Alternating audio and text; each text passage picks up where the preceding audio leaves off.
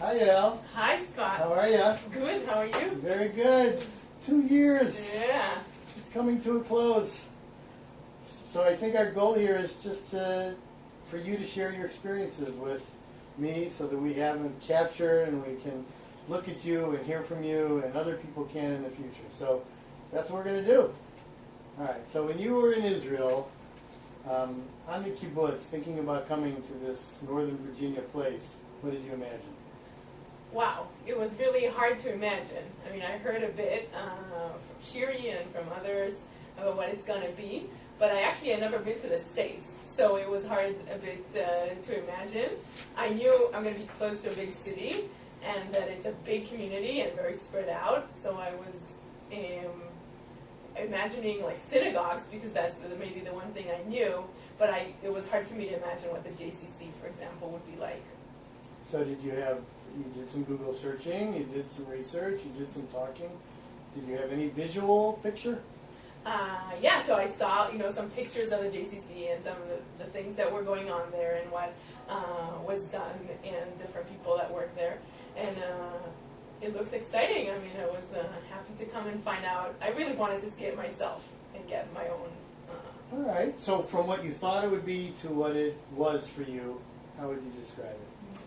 It was a great surprise. I mean, first of all, the JCC itself was such a warm place and fun place to work at, and everyone was so nice, the whole staff, and it really feels like a family to belong to, which was a great start because that's where I was located and I spent a lot of my time.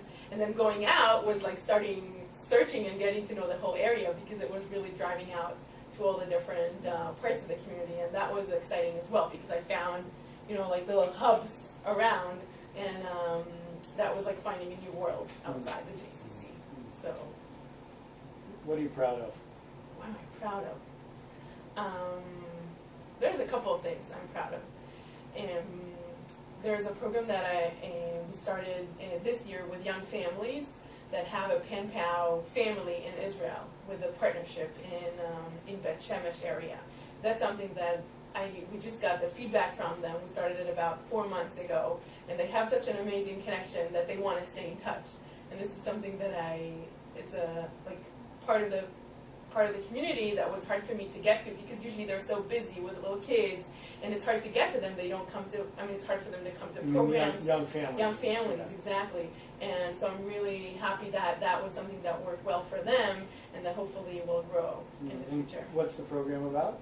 It's called The Same Moon, and it's a book that is half English and half Hebrew. It's the same book that a family gets here in Israel, here in the United States and back in Israel. And once a month, they read a section of the book, and then it tells them what to write a letter about.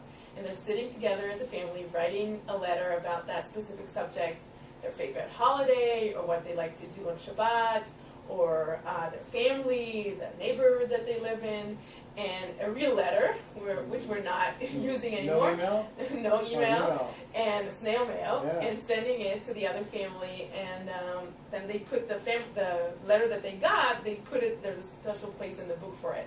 So the book fills up with letters from their sister family, and it becomes their own special book. And they come back and forth. Yeah, it goes back and Why forth. why is that meaningful, this program, to you? Because it works on a personal level. First of all, it brings the family together around things that have to do with Israel and Judaism, and also gives them a feeling of part of the community because they know that there's a couple of families in the area that are doing the same thing. And it connects them to one family in Israel that they get to know how they live their life, who they are as people, what are they working in, which kindergarten they go to, and it really makes a personal connection. And one of them even told me, we only been mailing for 4 months, but I feel like I know them and we want to go visit them. Mm-hmm. So this is really what I feel that the Shlichut program is about. It's making it personal.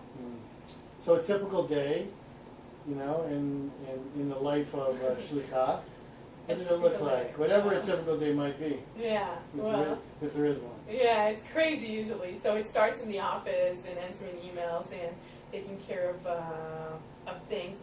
And usually there's a program sometime later in the afternoon that I need to, I prepared in advance, but just to make sure that I have everything in my car. So it's not at the JCC? No, program? usually it's outside of the JCC, in a synagogue, maybe with teens, maybe at George Mason.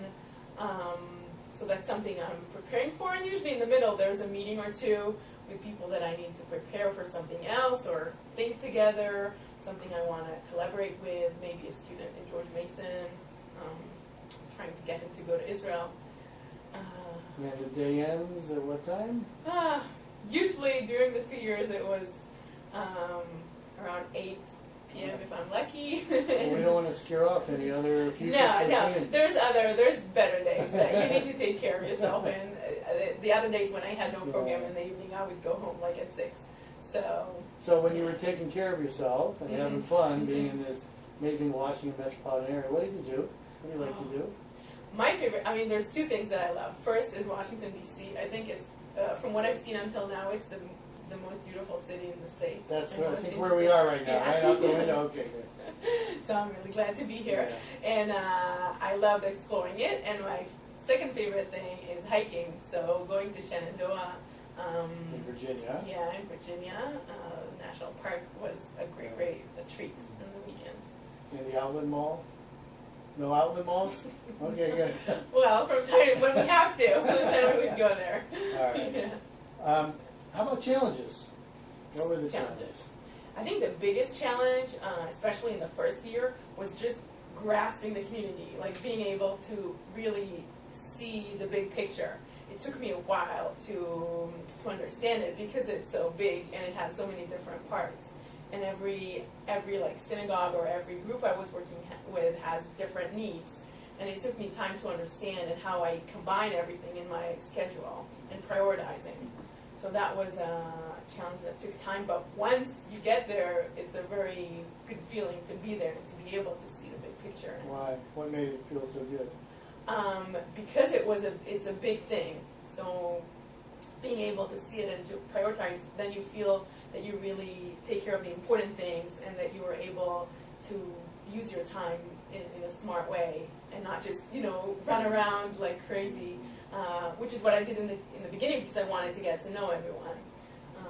So being part of the movement of Israeli fellows and Shlichim around the country, community Shlichim, is there something that you would be able to describe or say about your experience that might be unique from the others, or not, but just comparing it to the others would be interesting to hear. It's very interesting. Actually, I think what is really special about the Shlichut, specifically in Northern Virginia, is the combination between the community and the university, the Hillel part, which is something that was a struggle, but I really enjoyed it because the satisfaction of being able to do those things and succeeding in every one of them in its own way was a very, very fulfilling feeling for me, and I'm glad I was exposed to both worlds because it's really two different worlds. The worlds being campus, community and students, and the other being the bigger, broader community? Is that what you mean? Yes. Okay. So it's diverse. Yeah, it's diverse and interesting, and sometimes it interchanges, like there's connections between the two. But yeah, just being able to work with really all the different ages of Jewish journeys and Jewish lives around this area was a That's very treat. cool. Yeah. How about Northern Virginia and Northern Virginia Jewish community? What are the folk like in our little shtetl of 100,000 plus Jews in Northern Virginia? Yeah, it's a very interesting question. Yeah. I think they're very, very interesting Jewish community. I don't think they're like anything else. Very amazing, warm people and very welcoming. And with that, very, very sophisticated and smart and challenging. The questions that I got were always like people read the news, they know what's going on in Israel, they want to hear my opinion, and they want to argue and have a discussion, which was great. It's very interesting that the Jewish, like what I found, for example, that the Jewish, like the synagogues, for example, when you just drive around Northern Virginia, it's hard to see. Like, you need to look for it. You need to know about it. It's like, it's there. But when you go into someone's home or into you talk to him, it's the most taken for granted. Oh, I'm Jewish. Like, I'm proud of that. But it's respectful. Yeah, that's great. That's really, really great. So when you're giving advice to other Israelis who are thinking about coming to this JCC, this program, the community, and by the way, just by way of introduction, I'm thinking I didn't introduce myself. My name's Scott Brown, and we've gotten to know one another via being a host family and my being involved in the origin of the program, and it's something that I am so proud of, and one of the things that the community, I think, is supporting in a big way. So it's been my pleasure to get to know you and get to know Ben and be with you, and all the things we talked about up until now. So just wanted to reference that. So now where was I going with my question? That's the question. You were asking about what advice would I give? Yeah, what advice would you give to a new person who's to set them up for success here? I would say if you're willing to work hard in the beginning and really give yourself and be here, you would get just as much back. So that's just be open and hardworking, and together you will get so much out of it. It's a pleasure. I feel so lucky. When you go out to a Shlichut, you don't know where you're going to end. You don't know how it's going to be. It's really like you can dream, you can imagine, you can hear what people told you, but I just feel lucky because I feel I got so much out of it. So I wish that to my successor. Well, awesome. Okay, so you will be missed. Shlichut. Thank we you will so see much. you soon, In no Israel. doubt. Yeah.